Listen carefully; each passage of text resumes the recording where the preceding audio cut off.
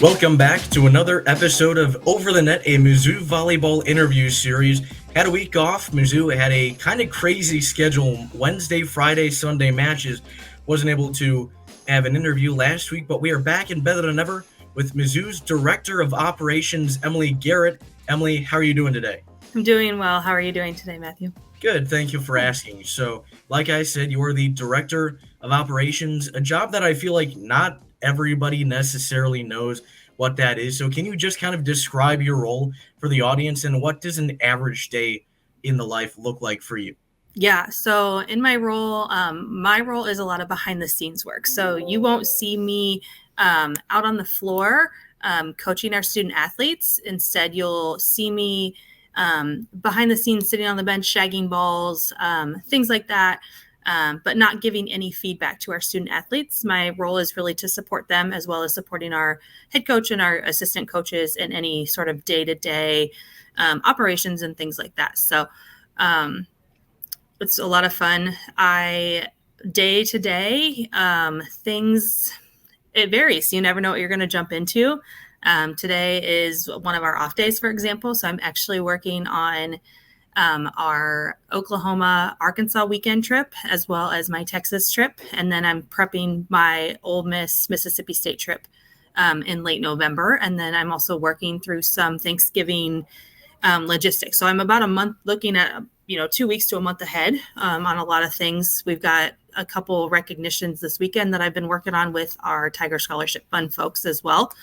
And so just a variety of different things. Today's receipt day, as I like to call it. So getting caught up on receipts and getting those over to where they need to go. So it varies day to day. Sometimes you get pulled in 19 different directions and you have a to-do list and your to-do list doesn't get done that day, which is totally fine. You just move it to the next day. So it's a lot of fun over here. Now, you talked about obviously covering a lot of the travel aspects, logistics for the team. This is your second season now. What is the biggest travel challenge that you have experienced? Travel challenge. I would say it was actually last year, our flight to LSU. It was first conference weekend. Our flight to LSU actually got delayed probably about 5 or 6 hours. And so they had some mechanical issues on board and they actually had to send another plane up from Texas to come and get us. And so obviously with these smaller planes, they are taking a lot of the other volleyball teams around the country and things like that. So we were essentially waiting for them to finish their flight path for the rest of the day. And then they came and got us and took us to Baton Rouge. What happened here is we decided on our end that we were going to just have film and practice here at Mizzou. And then we were going to go down to Baton Rouge and we were going to go right to the court and just kind of do a quick walk through that day. I don't think we really touched the ball. It was more just getting used to the lights in that building. And then we saw the practice. We got to see the court the next day and practice the next day. So that was probably the biggest travel hiccup, I would say. Okay. I was honestly a little bit surprised that you didn't say the NCAA tournament, just because, you have such a condensed time. Like you said, you're usually working on these months in advance. You're not knowing where you're going to end up going until, a few days, before, a weekend most before. So, how was that trying to prepare for the NCAA tournament? Like I said, there's such a condensed time frame to get things figured out. Mm-hmm. But obviously the team arrived in Lincoln without any issues from what I heard.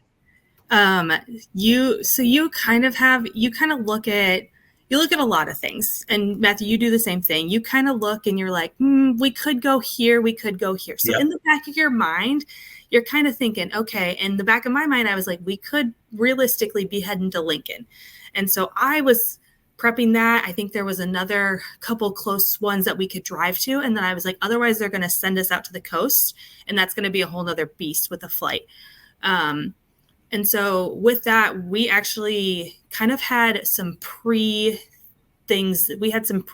things already done and in the works, such as we had a bus kind of already lined up and kind of just, hey, this is still TBD, but we may be going somewhere this weekend and we're hoping a bus is available. And luckily there was one and things like that. But I also thrive in that pressure, and I love that pressure. I think I've been to now 5 NCAA tournaments. And so I really enjoyed those 2 days to get yourself prepped. But that Sunday night when you are cranking things out and your team is getting stuff all night long from you about, we're traveling here, this is your meal order form, this is our hotel, all that kind of stuff. So they're getting that stuff probably within 24 hours or less from me. It is also a lot of coordination with the host school. Once the host school knows who the 3 other teams coming are, we're getting a visiting team guide within 2 hours. And so we're knowing exactly where we're going to park our bus, what time our practices are going to be, what time our serve and passes are going to be, all that kind of stuff. So logistically for me, it was just more the travel and the food at that point. And then the host school gave us the practice times. So 5 NCAA tournaments. So you've had a lot of practice with this. I have to imagine that it's a lot easier planning for it now than it was the first time. Yeah, the first time was very nerve-wracking. I was at Illinois State when the first one happened. Yep. And again, you had no idea what you were in for. We went to Marquette that year, and we played Cincinnati with Jordan Thompson, who is now an Olympian and those kinds of things. So that was our first round matchup. And we had actually gone to Marquette that year in preseason. And so I was like, okay, we're going to Milwaukee. I know exactly where we're going. And so that was kind of a blessing in disguise. But you're still like overwhelmed that Sunday night into Monday morning, like what is happening? Yeah. And they actually had an incident at their gym that they had a car that had crashed into their building like 2 days before. Yeah. Okay. Yeah. I remember this. Yeah. Yes. And the car had like gone in the building and then had like basically done like an L down their stands and things like that. And so we were prepping to be playing at the Al McGuire Center, but then they were also looking at other facilities in case they couldn't get the car out, make sure the building was safe and structurally sound. So that was I knew where I was going, but I didn't know if we were going to play at Al or if we were going to play somewhere else. So. Okay.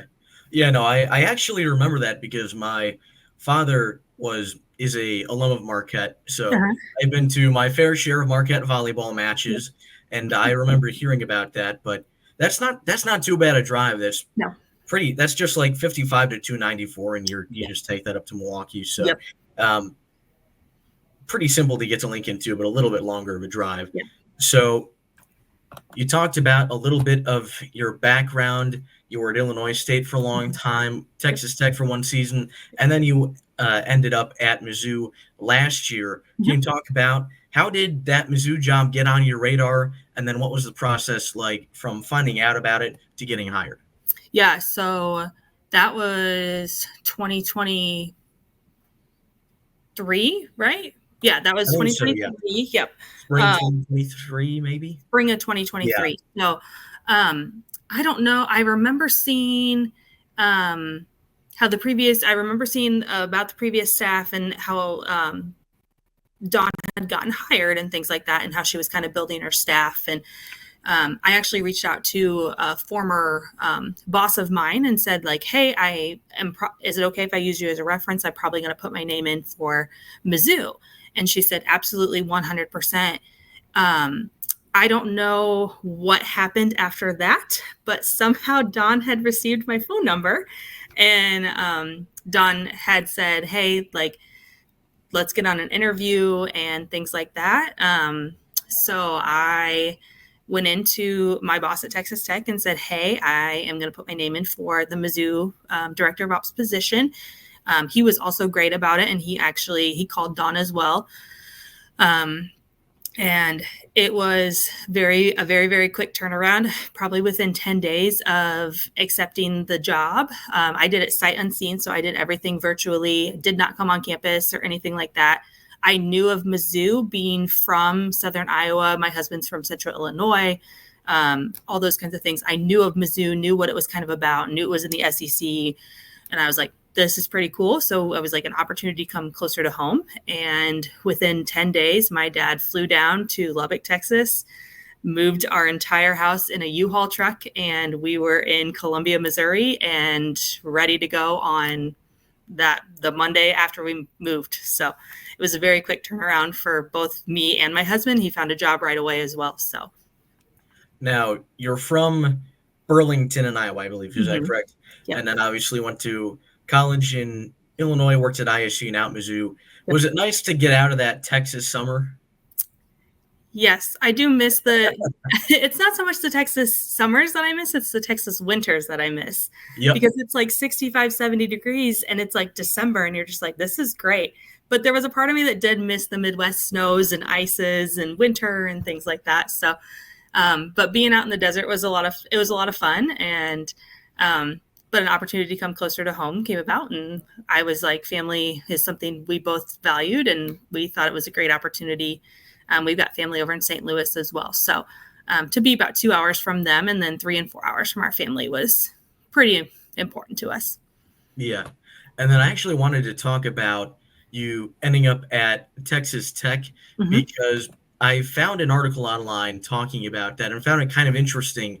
Okay. So if I saw correctly, you knew one of the assistants at Texas Tech. Yep. From when they were working at Bradley, and they called asking if you could recommend somebody for the job. Yeah. And then eventually you got the job. Yeah. So what had happened? So like you said, I was at Illinois State for 5 years.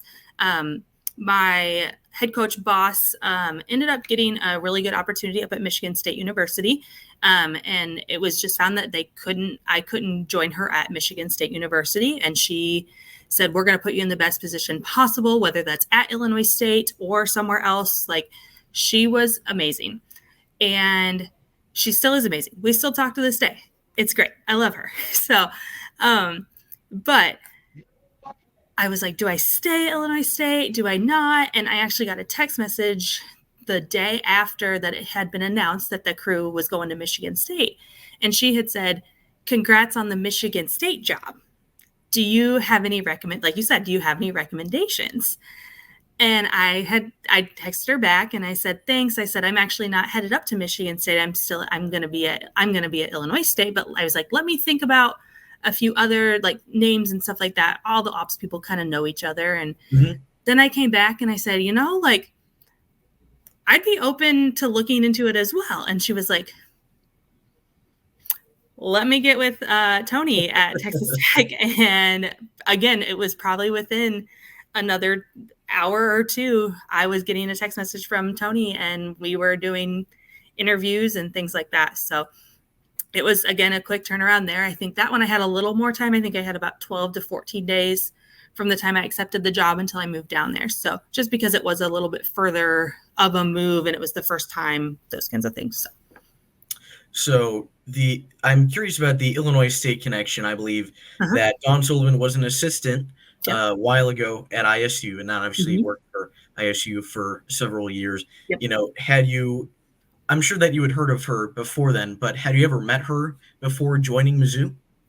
Yes. So this is insane because Don goes, you look really familiar. We were on a Zoom call or something like that, or a FaceTime or whatever that may be. And she goes, you look really familiar. And I said, yeah, we played each other in the first round of the NCAA tournament in the COVID bubble in Omaha.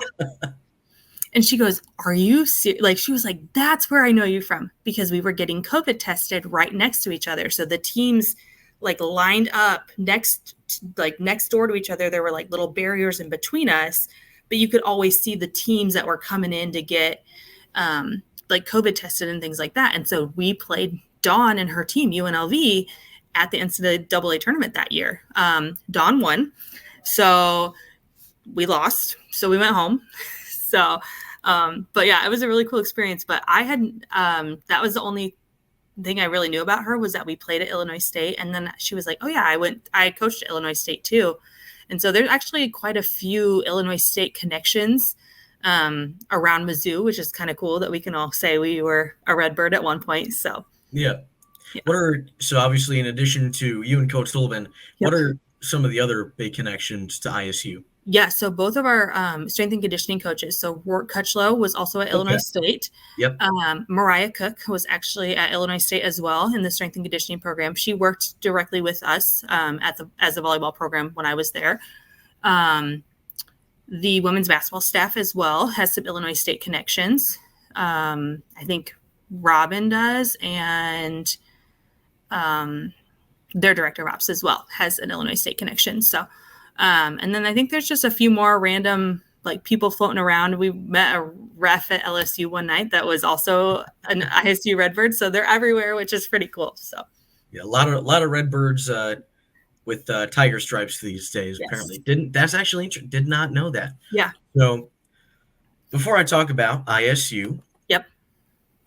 One thing that I think was really interesting when looking at some of the things that come with your job is the analytics aspect of things. Mm-hmm. Now, I feel like a lot of people may know more about like football or baseball when it comes to analytics, but not necessarily volleyball. Mm-hmm. Can you talk about what are some of the main ways in which analytics are useful for Division I teams? Yeah. So if you guys see me on the bench and I'm on a computer, I'm actually statting the entire match. I'm not just like working. I'm not just like hanging out with a laptop. I'm actually statting every single touch on the ball, both on Mizzou side and on the visiting team side. So I'm statting everything, every reception, every serve, every set, every type of attack. Obviously, our outsides have different attacks than our middles, and same with our right sides, as well as our back row attacks as well.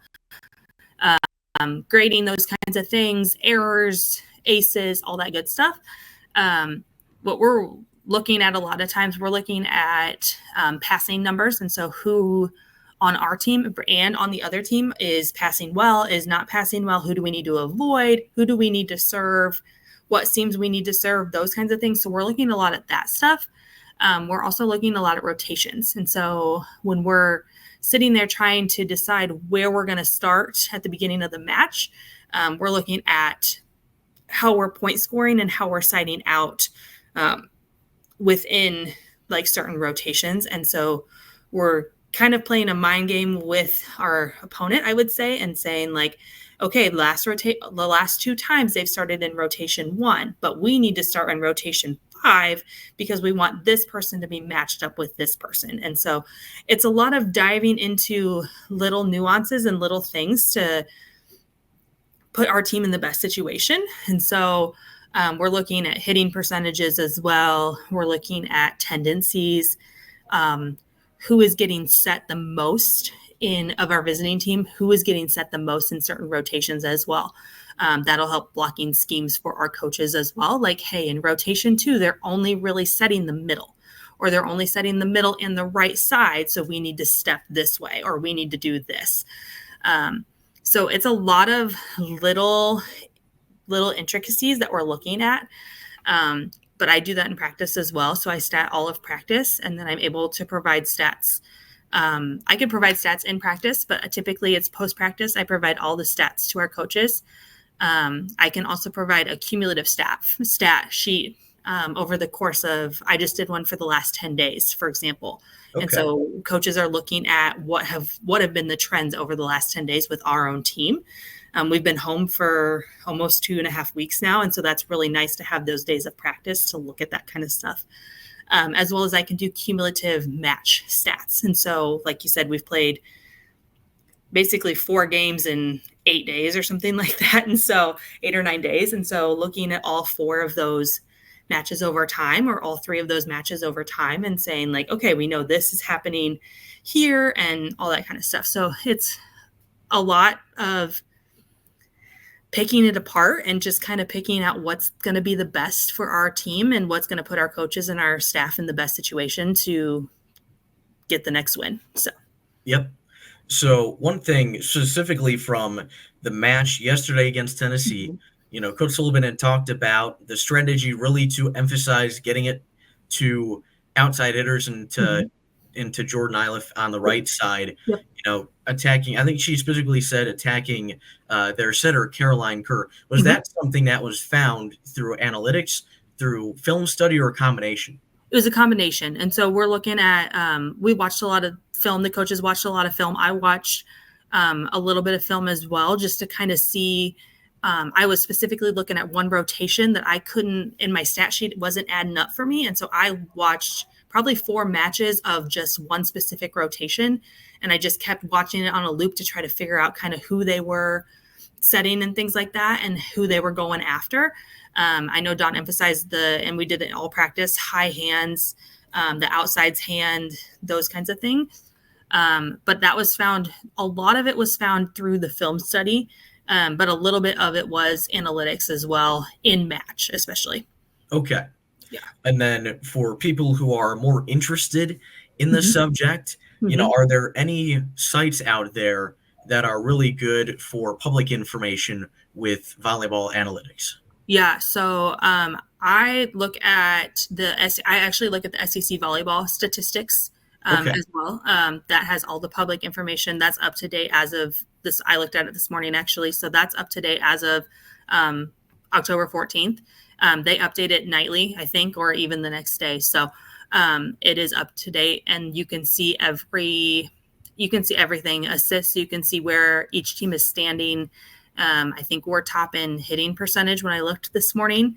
I think so, yeah. Yeah, and so things like that, you can see like, okay, Mizzou is obviously number 1, but who's floating in number 2? And, hey, they've got Mississippi State coming in next week. Where do they sit? And so you can do a lot of cross comparison there. Our Mizzou website also will have all of our stat sheets on it, and so they can look directly at those as well.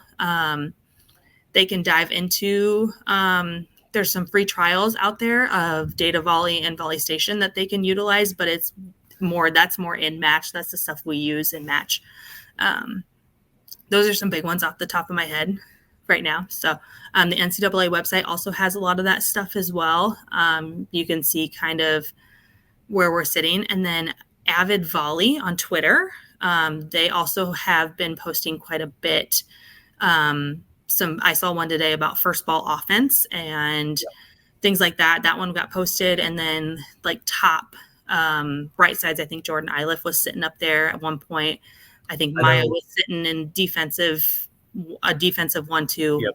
Iliff was towards the very top. They had one for serving, and then they had 20 most efficient middle blockers, I think, in the country. And Colleen, I think she may have been, 18th. Yeah, 17, 18, somewhere right there in the middle. Like that, So, to back that up for the SEC stats, I have looked at these a lot before pretty much every match, and it is really helpful. And yes, that it is Mizzou is currently leading the SEC in a hitting percentage, the only team in the SEC with a hitting percentage above 300. Wow, yeah. Also leading in assists and kills. Yes.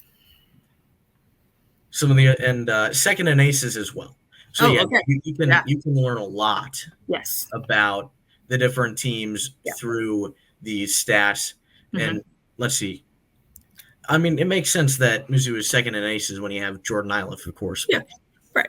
So, and then you'll be able to find, for the fans out there, you'll be able to find some of the areas of improvement that we need to work on. We're kind of floating mid to lower in a couple categories. And so that's just good information for us and for our staff and our team and the general fan to know why we may not be as successful in certain areas. Yep, 13th currently in opposing hitting percentage and currently last in the SEC in blocks, which was interesting going in because Mizzou and Tennessee were 14th and 15th heading into the match yesterday in blocks in the SEC. So those are just some of the things that, for example, I look at when I'm going into a match and things that I like to point out when I'm updating people during the matches. But getting back to ISU.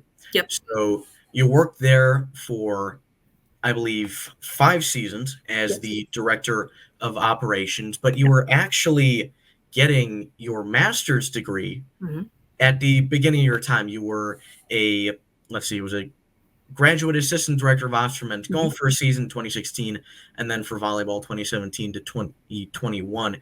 So I found you actually did your master's degree in sports management, and you wrote your thesis on volleyball. I did, yeah. So I looked at defensive-minded teams. And so what we were finding in I compared the Big Ten volleyball and I compared the Missouri Valley Conference. So a Power 5 school at that time. We still had the 5 conferences versus a mid-major type of school.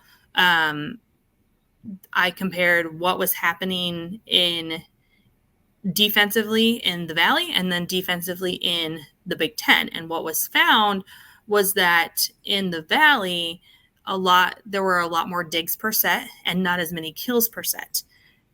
And the opposite was true in the Big Ten. And so it was more kills per set, but not as many digs per set. And so I was looking into why that was happening. And it actually was found that the Big Ten had a lot more first ball side out. So anytime that ball came over the net and they killed the ball right away, first ball side out, that number was higher versus in the Valley. We liked in the Valley to call it the Valley Rallies.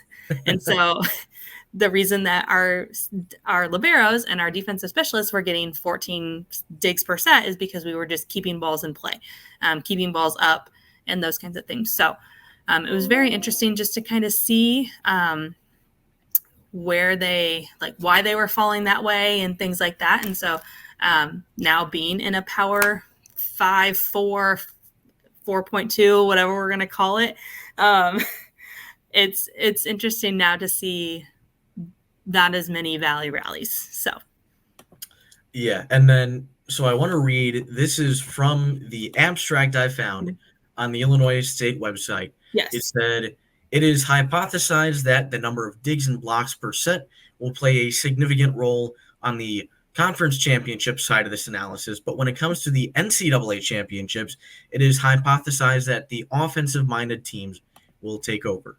Was that backed up by the data? Was your conclusion different from your initial hypothesis? No, my hypothesis was pretty true in that sense. Okay. And I think that's going back to Illinois State. We did have tons of digs per set and blocks per set in the Valley, and we did win our conference championship 3 or 4 of those years that I was there. And so, and then in the NCAA tournament, you did see that year that the offensive-minded teams, the teams that were putting balls away, was the team that was going to be the most successful. So, yeah, very interesting. Now, you were a student athlete, NCAA, at Monmouth College. Yes. 2 sports. Yes. Neither of those was volleyball, though. Softball and women's basketball. Yeah. So, although I did see that it looked like you played volleyball in high school, right? Yeah, they did. Okay. What position did you play in high school for volleyball? I started out as a right side. I am ambidextrous, so left and right-handed. So they put me on the right side just because they were like, we think you'll be good there. And then as my high school career went on, I was a setter. So I really enjoyed that. So. And then looking at your stats and some of the information from Monmouth, yep, you had a really, really good season in, I think it was 2016 on the softball side of things. And I saw that is actually still the program record for most wins in a season. Yeah. So that was a year, that was 2016.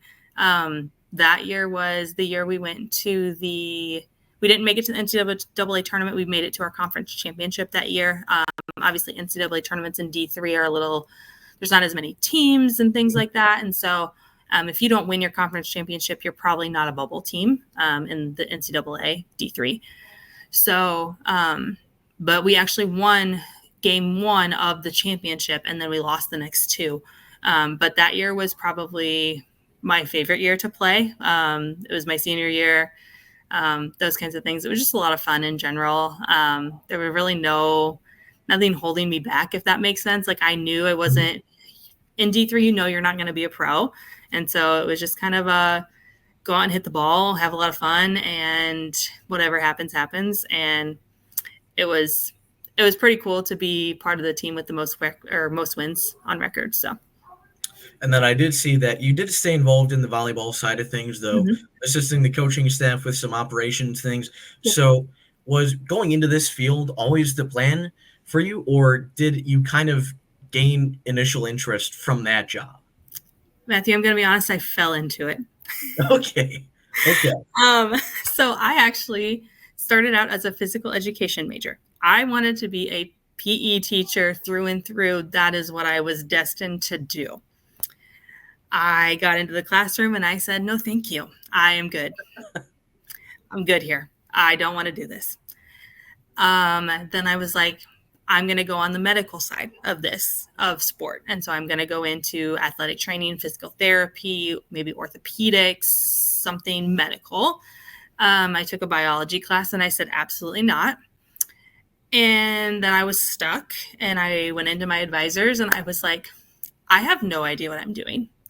And I don't know what I'm going to do. And I've always been the planner. Like I've always been that type of person. And I was like, I was a sophomore, right? Like I'm still pretty young, like first semester sophomore. I was like, I have no idea what I'm going to do. I have no idea what I'm doing. Like, what is happening? And they talked me into, let's look on the business side because you really have been enjoying your business classes. So let's look on the business side of sport. So whether that's sport marketing or working in a business office, looking at compliance things, like let's get you some experience in our athletic department. And so actually my freshman year, I was doing a work study with our front desk associates at Monmouth, doing paperwork and things like that and some compliance things. And I didn't have much to do one day and I was sitting in the back room and the volleyball coach came in and I think it was the end of volleyball season, maybe November, December that year. And she goes, what you doing? And I was like, working on a project for one of my classes. And she goes, do you know how to cut video? And I was like, I'll figure it out. Like, that's literally how it started, was like, I'll figure it out. She's like, we're getting ready to have our banquet next week. And I need video cut for this like banquet, like highlight video. And I was like, yeah, I'll figure it out. Like, not a big deal. And so it really wasn't a big deal. It wasn't that, like, to me at that point, like it's not as advanced as it is now. But I was just kind of cutting some video and things like that. And that's how I stayed involved with the volleyball program and how I got back into volleyball, I guess you could say. And then it just kind of turned into some like recruiting databases and things like that at Monmouth with her. And I did that for 4 years. I line judged every volleyball match as well. So I was around the game as well and just kind of learning things again. So you say you line judge. Was that for in scrimmages or actual competition? Yep. They in D3 they have people from the actual school who are wow students. Yeah. So that may have changed since I've been in school. It's been 8 years since I graduated now. So that may have changed a little bit. It may now be actual like certified refs and things like that. But for 4 years, it was me and typically another student that rotated, but they always knew that I was going to be at every one. And so I liked it. It was a lot of fun. So to me, that sounds like some schools may take advantage of that to get a little bit of home cooking on their side. Yeah. I can definitely see how some might, if they're sneaky and they really want to, I could see how some coaches would think about that though. Yeah. I think I would like to say I was a pretty neutral line judge, and I took my job very seriously because I've always taken my job very seriously. And so I was pretty neutral. There were a couple times that I was like, you could have hit the ball here. And she was like, yeah, you're right. Like, she watched the film the next day and she was like, you're right. Like, I probably could have. So just things like that. But for the most part, I was pretty neutral line judging all those games. So I got a few huffs and puffs from our crowd sometimes because the student section knew it was me and thought I made a bad call, or how refs get a bad rap sometimes. So yeah, no, as somebody whose father used to be a high school basketball referee, I've heard plenty about that. But Monmouth has some fascinating traditions to me. Yes. So you were called the Scots on the athletic side of things. Yep. And as part of that, you have a nationally recognized bagpipes and drums band. We do, yes. And which so gets scholarships. They get scholarships. So in the D3 world, if you don't know this, the D3 world, they don't give out athletic scholarships. So all of our like financial aid money came from our academics and any or other like outside scholarships. If you played the bagpipes or were on the drums set within our bagpipe team, you got a scholarship. And we had music scholarships and things like that for our band, which was really, really cool. But if you were a bagpipe player, you were getting pretty much a full ride to Monmouth College to play in the bagpipe band. And they were everywhere, every match, game, event. They were everywhere, whether it was one of them, whether it was the full band, every parade in town, every town event. The town was I think it had 9,000 people in it. And then you add in another 1,200 for when school's in session. Like, it's a really, really small town, couple main roads, and that's it. And so it was a really cool tradition. I have a story to tell you about this. And we have what's called Scott's Day. And it's a day off from classes. And essentially it's an academic day where you present on any sort of topic, any sort of research you've done. They've got Scott's Day softball, so slow pitch softball, which my team won my senior year. Thank you. And just a bunch of events on campus. It's really, really cool.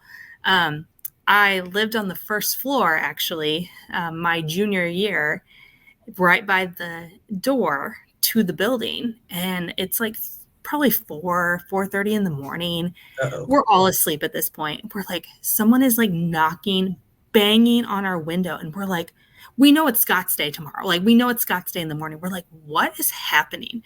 Like, what is going on? Like, somebody's like definitely trying to get in the building. Again, it's like 4:00. We thought somebody was like coming home or whatever, like needed in the building. So we didn't think anything of it. We open up our window, the bagpipers, and we're like, what? No.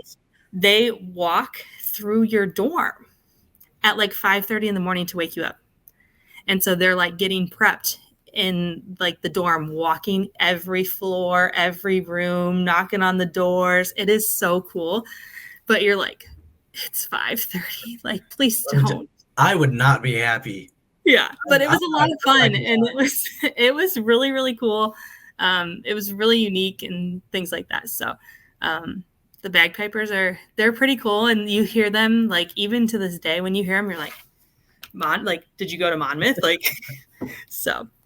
So you said, were there bagpipes at the matches, the volleyball matches? There were, yeah. So we always had one bagpiper, and it's think like intro song. So they would be playing like our school fight song during like intros and things like that. So they always had a bagpiper there, but then they would typically leave, like they wouldn't play during the match or anything like that, but it was definitely pre-match. They would be out there playing and things like that.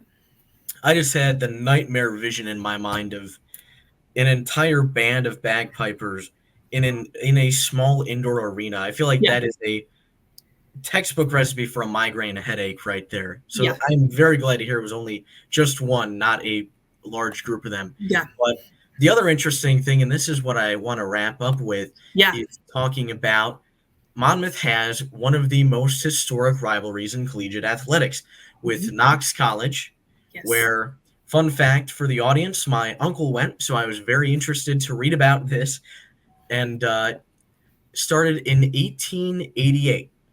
And they play for a bronze turkey, which is fascinating. Although before we get to the football side of things, I would like to note I went back and I believe that on the softball side, you did go undefeated in your career against Knox College. We did, yep. And I'm sure is something that was a very, very happy moment for you. It was a very proud moment. I know in basketball we didn't win every single game there, but in softball, we definitely won. That's something that we at Monmouth definitely prided ourselves on. And I know at Knox, they also pride themselves on beating Monmouth. For those who don't know, Monmouth and Knox are about 15 minutes apart. So it's literally right down the road, right down Highway 67 from Monmouth into Galesburg, Illinois. So it's very, very close. The fun thing is that when you go to Monmouth, there's not a lot to do. So you go into Galesburg to go to the movie, you go to Buffalo Wild Wings. That's what we did.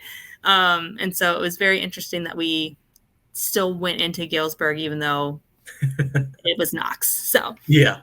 Yeah. So the Bronze Turkey Trophy Mm-hmm. is the trophy that they have.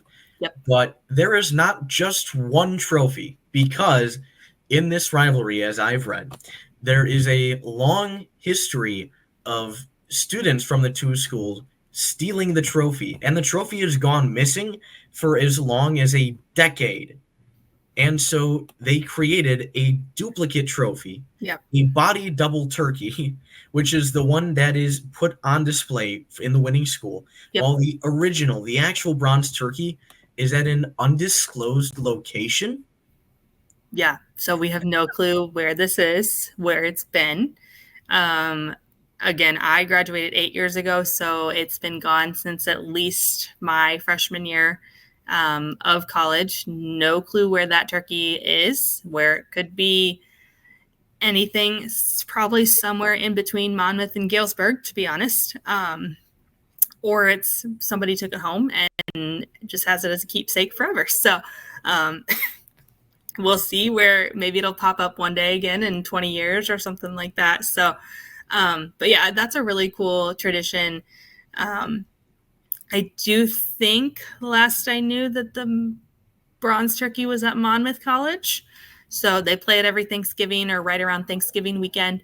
It's kind of the last game of the year, culminates the end of the football season for Monmouth and Knox. So it's a pretty cool tradition. You drive over to Knox, and if it's at Knox, and vice versa, the Knox kids drive over to Monmouth. So I will say there was at one point some like graffiti, and people would do things. There was TPing happening. There was a lot of different things that the other rivalry school, when they came onto campus, would do to the other's campus. Nothing bad, but just, they would get after it at each school. So, Although there is a history of slightly more extreme pranks, I think my favorite moment that I read about was 1955, where it looked like somebody stole the Monmouth scoreboard the night before a game. Yep. And Monmouth students went to Knox planning to beat Knox signs on their sidewalks and burn a giant M into the grass. But they mistook the Knox County Courthouse for part of the campus and accidentally set a statue on fire of a Civil War nurse. Yeah. Like I said, they do some things. Sometimes each school is not the brightest at what they do, but it's a lot of fun, and you just kind of roll with it. And it's kind of the bronze turkey is the rivalry, but I think it culminates every sport, and every sport is kind of out to beat Knox. There were some choice word shirts that went around when I was a student athlete there as well. And so everyone had one, and everyone wore it for the Knox Monmouth games. And that shirt has been in the trash for 8 years. So I don't know where it's at. It's in some landfill probably. So, but everyone had one, and it was just kind of the thing. And it was fun. It was fun to have a rivalry at that level, if that makes sense. Like, yeah, a lot of at these bigger schools, you do have your rivalries and things like that. Like, we got bragging rights with our basketball program. So Illinois, Mizzou, Kansas, those kinds of things, and all that stuff. But to have one at the Division III level that's that old and that prominent and that well-known it's pretty cool, pretty unique to be a part of. So. Yeah, absolutely. I feel like after learning about this, going to a Monmouth Knox game is definitely on the bucket list now. Yeah. Alongside D3, you think Williams Amherst, you think Wabash DePaul, and now I will also think of Monmouth and Knox. Yeah. So those are all the questions I have for you. We have covered a lot of ground from volleyball analytics all the way to stealing bronze turkeys. I feel like that is a very wide range of topics for an interview. But as we wrap up, is there anything as we close that you would like to say to Mizzou fans? Keep supporting Mizzou Volleyball. We love you guys. The crowd, it's like everyone has said this week, the crowd has been electric. The Hearns energy is electric. It's something our team thrives on. And so if we can keep the fans coming in every week, you're going to get a good product from our team, and you're going to have a really fun time in our environment at the Hearns. So that is going to do it for today's interview. Next opportunity to watch Mizzou Volleyball is going to be this Sunday against Mississippi State. It's the final match of that 4-match homestand. It's going to be at the Hearn Center at 2 p.m. as the Tigers look to go 4 straight wins and improve to 4-2 in the SEC. Thank you very much for listening to this episode of Over the Net, a Mizzou Volleyball interview series with Emily Garrett. We will, hopefully, unless anything goes wrong, be back next week as well. So make sure to continue tuning in and, of course, to listen to Majority Rules, Rock M's Olympic Sports podcast. Thank you for listening, everybody. Thank you, everyone, for tuning in to Rock M Radio, a proud partner of Fans First Sports Network. Rock M Radio is the official podcast network of Rock M Plus, a new and exciting subscription service provided by me and the other voices of Rock M Radio. Please take a few moments to head over to rockm.plus and sign up for an account today. The cost is only $5 a month, and the benefits include access to our live podcast, a subscriber-only message board, weekly newsletters, and more. If you enjoyed this episode of Rock M Radio and would like to see more just like it beamed directly into your personal device, make sure to click the subscribe button below and tell your friends. Our podcast feed is available through the Apple Podcast app for iPhone, Google Podcast app for Android, whatever app you listen to your podcast. You can also find Rock M Radio on Spotify. If you're looking for a podcast about your favorite team that is not the Missouri Tigers, Fan First Sports Network is your answer. A full podcast network loaded with the team-specific podcasts covering Major League Baseball, the NFL, NHL, NBA, MLS, and more. And we'll be back with more episodes of Rock M Radio coming to you soon.